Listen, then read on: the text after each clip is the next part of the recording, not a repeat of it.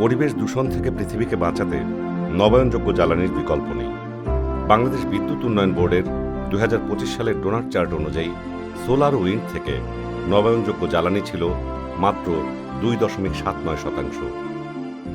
জ্বালানির বৈচিত্র্য ও টেকসই ভবিষ্যতের জন্য সোলার শক্তির সম্ভাবনা ও প্রসারে গবেষণা অপরিহার্য। সেই দিকটি বিবেচনা করে 10টি নীতিমালার উপর ভিত্তি করে ওয়াটার কিপার্স বাংলাদেশ 3টি সোলার প্রজেক্টের উপর একটি গবেষণা করে।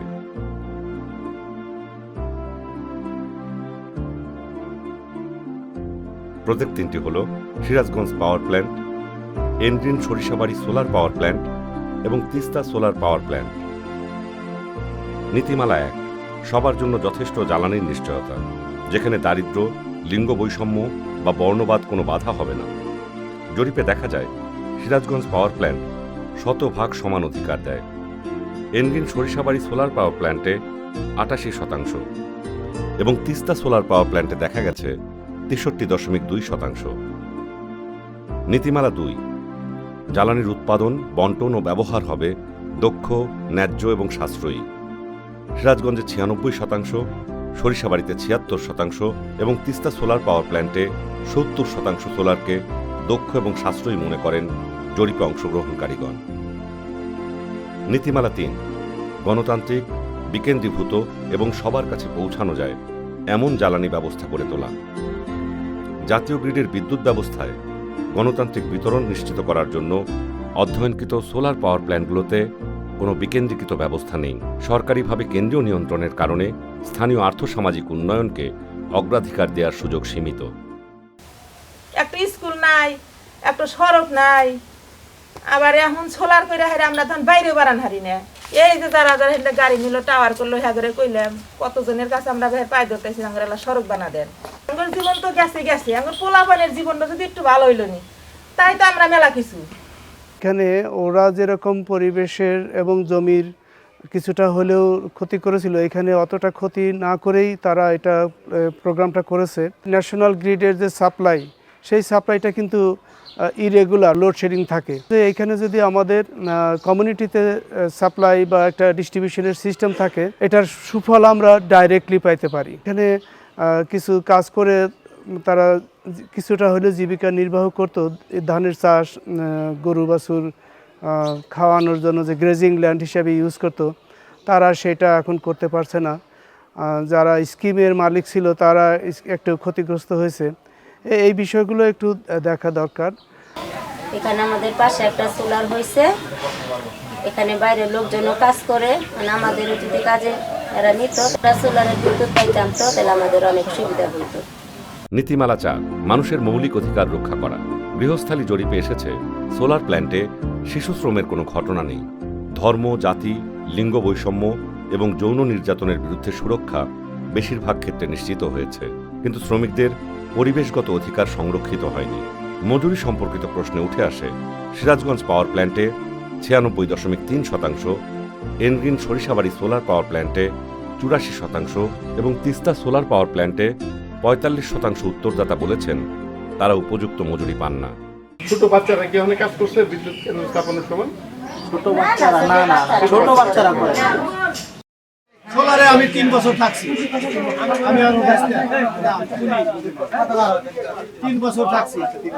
প্রথমে ওই জমি জমা আমাদের 20-30 প্রজেক্ট ছিল। প্রজেক্টটি আমাদের পাম্পুটি লিশ করে লিশ করে যে প্রজেক্ট লাগবে টাকা পয়সা দিব, কোনো টাকা দেয় নাই।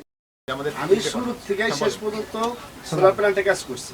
জেনারেটর বিল্ডিং আছে, ওয়াচ টাওয়ার আছে, ওই সিকিউরিটি বিল্ডিং ওইগুলা আছে, ওইগুলা কাজ করছি। ওইগুলা কন্ট্রাক্টর ছিল একজন এক জায়গা। মনে করেন যে আমার 22,000 টাকা খরচা হয়েছে, 15,000 টাকা দিছি, আর টাকাটা নাই। ওই বিলটাই আসে নাই, লেবারে দিতে পারে নাই। নীতিমালা 5, জ্বালানি ব্যবস্থায় নিরাপত্তা ও সুরক্ষা নিশ্চিত করা। শ্রমিকদের স্বাস্থ্য, নিরাপত্তা এবং ডেটা ও সাইবার নিরাপত্তা এই প্ল্যান্টগুলোতে নিশ্চিত করা হয়েছে।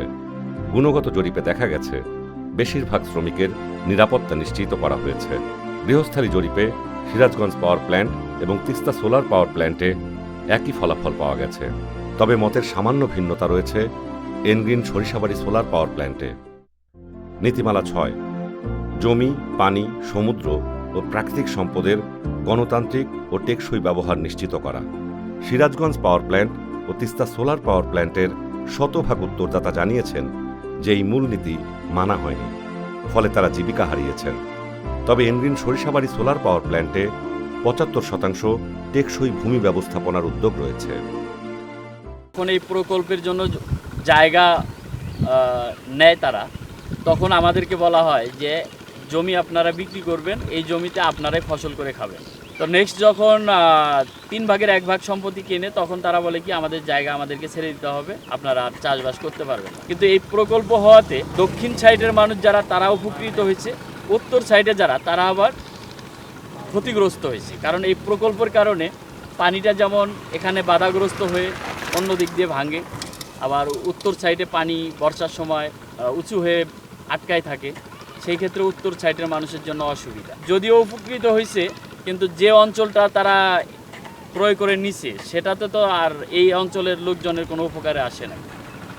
নীতিমালা 7, নবায়নযোগ্য জ্বালানির জন্য প্রয়োজনীয় খনিজ আহরণ, বন্টন ও ব্যবহার হবে টেকসই ও ন্যায্যভাবে। বাংলাদেশে এটি প্রযোজ্য নয়। নীতিমালা 8, প্রকৃতির ভারসাম্য ও জীববৈচিত্র্য রক্ষা করা, পরিবেশ পুনর্গঠন ও পুনরুজ্জীবনে মনোযোগ দেওয়া। এনগ্রিন সরিষাবাড়ি সোলার পাওয়ার প্ল্যান্টে ইকোসিস্টেমের কোনো ক্ষতি হয়নি, কিন্তু সিরাজগঞ্জ পাওয়ার প্ল্যান্ট ও তিস্তা সোলার পাওয়ার প্ল্যান্টে ইকোসিস্টেম ক্ষতিগ্রস্ত হয়েছে। নীতিমালা 9, নবায়নযোগ্য জ্বালানির জন্য যথেষ্ট টেকসই এবং দায়বদ্ধ অর্থায়ন নিশ্চিত করা। 3টি প্ল্যান্ট 3টি বেসরকারি অর্থায়নে চলে, তবে জলবায়ু তহবিল নেই। কর, ন্যায় বিচার, অবৈধ আর্থিক প্রবাহ প্রতিরোধ করা হয়েছে। স্থানীয় এলাকার গ্রামবাসীরা জলবায়ু তহবিল সম্বন্ধে জানেন। নীতিমালা 10, নবায়নযোগ্য প্রযুক্তির সমস্যাগুলো সমাধান এবং ভুয়া সমাধান প্রত্যাখ্যান করার ক্ষেত্রে এনগ্রিন সরিষাবাড়ি সোলার পাওয়ার প্ল্যান্টে জটিলতার মাত্রা তুলনামূলকভাবে কম, কিন্তু সিরাজগঞ্জ সোলার পাওয়ার প্ল্যান্টে শতভাগ উত্তরদাতা এবং তিস্তা সোলার পাওয়ার প্ল্যান্টে 29.4% উত্তরদাতা জানিয়েছে যে তাদের জমির জন্য যথাযথ ক্ষতিপূরণ দেওয়া হয়নি। এর ফলে উভয় এলাকার অংশগ্রহণকারীরা অসন্তোষ প্রকাশ করেছেন। আমাদের বলতে যাদের জমি সেই খাবে, হ্যাঁ, এই কথা বলে বালা মাটি সেখানে কোনো কিছু হয় না, ওইখানে হবে।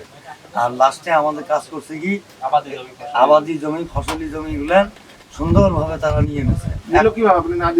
না দিলে বলতে লোভ দেখাইছে আমাদের, তোমার জমি তোমরা করে খাবেন, লোভ লালসা দেখাইছে তোমাদের জমি তোমরা করে খাবেন। আপনারা কত টাকা করে পাইছেন? 22,000 টাকা দিচ্ছে। আর এখন 1 লাখ টাকা দিয়ে ওনারা